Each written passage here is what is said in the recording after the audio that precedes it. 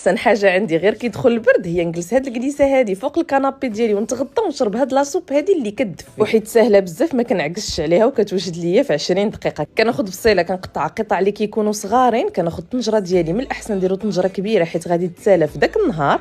كندير الزيت البلديه، البصله اللي قطعتها وكنشحرهم مزيان مزيان حتى كطيح ليا البصله. كنزيد الشامبينيون وهنا غنزيد طريفات ديال الدجاج. كنعاود نشحر كلشي مزيان مزيان مع بعضياته والعافيه تكون متوسطه. من بعد كنزيد القرعه الخضراء محكوكه، خيزو محكوك، واللي زوين في هاد لاصوب ان فيها الخضره والدراري تيحماقوا عليها. هنا غنزيد سكينجبير، شويه ديال البزار، شويه ديال الثومه بودره والملحه على حسب الذوق ديالك. وحيت الدراري كيحماقوا على الشوفان فانا كندورها بالشوفان ديال امكو.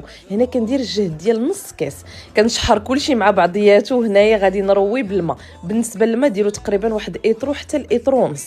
كنخليه على عافيه مهيله وواحد الرويحه كتخرج من هاد لاصوب يا سلام. غير كيدخل هاد الطياب راه كتبدا تعقاد. وهنايا اون فوا كيدخل هاد الطياب راه كنزيد لها واحد نص كاس ديال لاكريم.